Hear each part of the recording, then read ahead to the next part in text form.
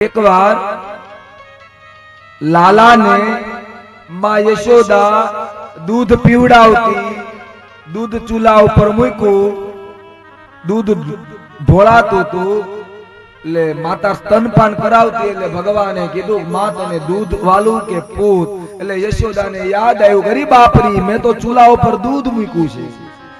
ભગવાનને નીચે ઉતાર્યા, दूध बचावा गई એટલે બાલકૃષ્ણને ગુસ્સો આવ્યો. શું કામ? તો કે મને નીચે કેમ ઉતારાય?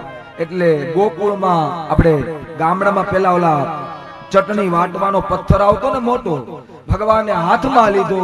જેટલી ગોળીઓ હતી ને એ બધી ભગવાને ગોળી ફોડી. ગૌશાળામાં ગયા, બધા વાછરડાઓ છોડી નાખ્યા.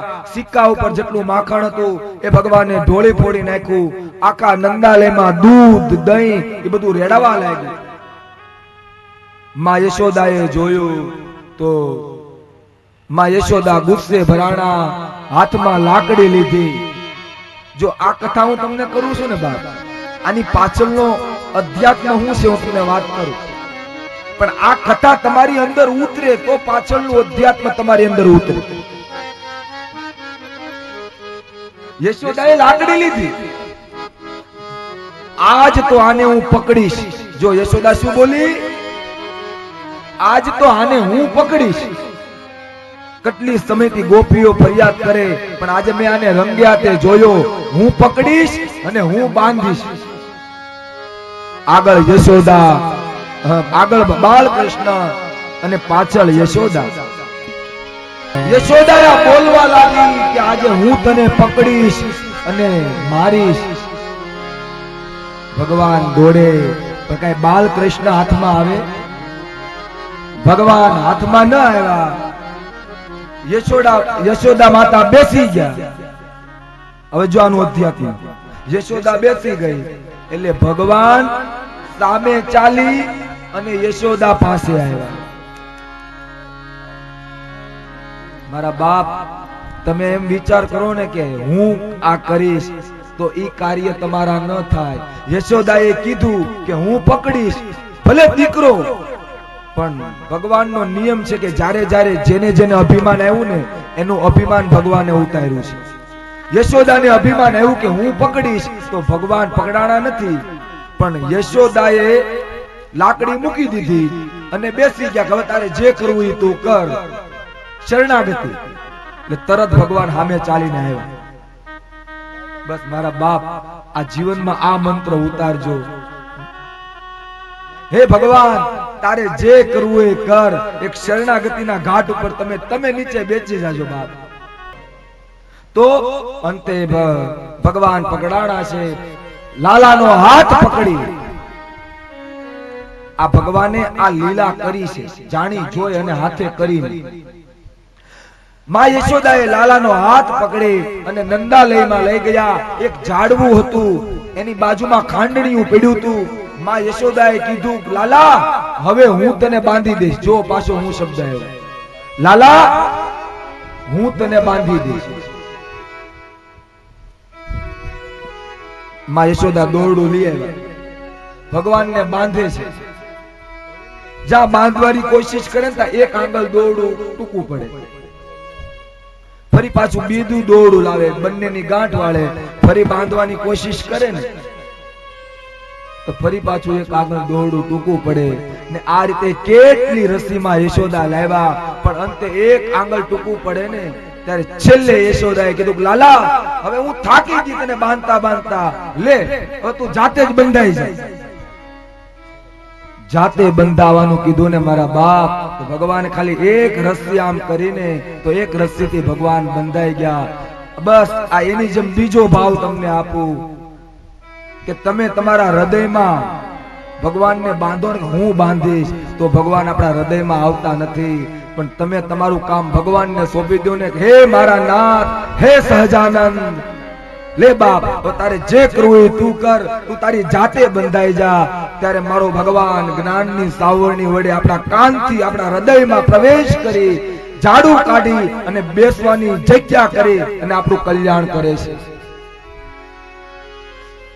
ભગવાન ખાંડણીયા સાથે બંધાણા.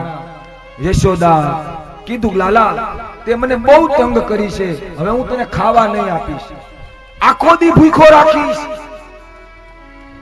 એમ કહી યશોદા યમુનામાં પાણી ભરવા જાય. બધી ગોપીઓએ કીધું, માં લાલાને છોડી મૂકો ની.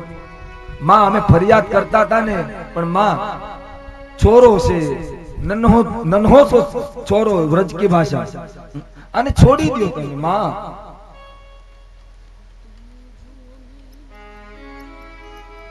યશોદા પાણી ભરવા ગયા, આ બાજુ ગોપીઓ એની સાથે ગઈ, અને ભગવાને આ લીલા કરી એ માટે કે જે ખાંડણિયું હતું ને એની આગળ ઝાડવું હતું, બે ઝાડવા હતા. ભગવાન બે ઝાડવાની વચ્ચેથી નીકળી ગયા. ભગવાન ધીરે ધીરે ધીરે જોર લગાડે છે, બે ઝાડવાની વચ્ચેથી ખાંડણિયા કાઢવાની કોશિશ કરે છે. જોર લગાડે, આજુબાજુમાં ભગવાને જોયું કોઈ હતું નહીં, અને ભગવાને જોરથી જોર લગાડ્યું તો જે બે ઝાડવા હતા ને એ મૂળમાંથી બે ઝાડવા પડી ગયા. બે ઝાડવા પડ્યા ને તો બે ઝાડવામાંથી એક એક જીવ બહાર આવ્યો. એકનું નામ હતું નલકુબેર ને એકનું નામ હતું મણિગ્રીવ. ભગવાને આ લીલા હુકામ કરી તો કે આ નલકુબેર અને મણિગ્રીવ એ કેટલા વર્ષોથી વાટ જોતા હતા કે ક્યારે દ્વાપરમાં કૃષ્ણનો જન્મ થાય અને અમને અમારો આ વૃક્ષોમાંથી ઉદ્ધાર કરે. પરીક્ષિતે પ્રશ્ન કર્યો, મહારાજ ઈ તો ઠીક, પણ આ નલકુબેર અને મણિગ્રીવ આ ઝાડવા કેમ બન્યા? સુખદેવજી મહારાજ કહે છે કે રાજન સાંભળ, આને દેવર્ષિ નારદનો શ્રાપ હતો. દેવર્ષિ નારદે એને શ્રાપ આપ્યો હતો. શું કામ? તો કે એકવાર આ નલકુબેર અને મણિગ્રીવ કોના દીકરા હતા? તો કે કુબેરના દીકરા હતા. એટલે ધનવાન બાપના દીકરા, એટલે એને પૈસાનું અભિમાન હતું. કુબેર સત્તામાં મહાન હતો, એટલે સત્તાવાન બાપના દીકરા, એટલે સત્તાનું એને અભિમાન હતું. આ બંને લોકો સરોવરમાં સ્ત્રીઓ સાથે નગ્ન સ્નાન કરતા હતા. ત્યાંથી દેવર્ષિ નારદ નીકળ્યા.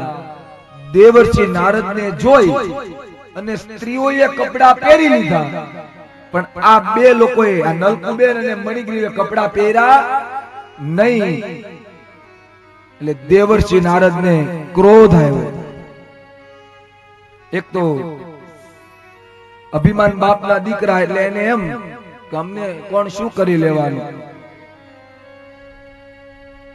ધનદાત મજો, ધનવાન બાપના દીકરા છે, એટલે બાપના પૈસાનું અભિમાન. એ પછી રુદ્રસ્ય અનુચરો, રુદ્રના અનુચરો એટલે સત્તાનું અભિમાન. સ્ત્રી જનેર ગાયર ભિક્ષંતુ પુષ્પવંતે વનમ સ્મૃતામ. સ્ત્રીઓ સાથે ઉપવનમાં પીડા કરતા હતા, એટલે ભાન ભૂલી ગયા હતા. દેવર્ષિ નારદે એને શ્રાપ આપ્યો કે જાઓ, તમારી બુદ્ધિ જળ જેવી છે, તમે બંને ઝાડવા બની જાઓ. સમજાય છે ને મારા વાલા? તમારી બુદ્ધિ જળ જેવી છે, તમે ઝાડવા બની જાઓ. એટલે બંને અનુચરો નલકુબેર અને મણિગ્રીવ દેવર્ષિ નારદના ચરણમાં આવ્યા, બાપજી અમારા અપરાધને ક્ષમા કરો. અંતે કથા એવી છે કે દેવર્ષિ નારદે કીધું, ભાઈ મેં શ્રાપ દીધો, શ્રાપ મિથ્યા નહીં થાય, પણ હવે તમે મારા ચરણમાં આવ્યા છો તો જાઓ. તમારો ઉદ્ધાર ક્યારે થશે? તો કે વસુદેવ અને દેવકીને ત્યાં કૃષ્ણ અવતાર લે, યશોદાને ત્યાં એના આંગણામાં કૃષ્ણ રમશે, ને એના આંગણામાં રમતા રમતા તમારા બંનેનો ભગવાન કૃષ્ણ ઉદ્ધાર કરશે. આ બંનેનો ઉદ્ધાર કરવો તો ને એટલે ભગવાનને આ ખાંડણિયાની લીલા યશોદા સાથે કરી.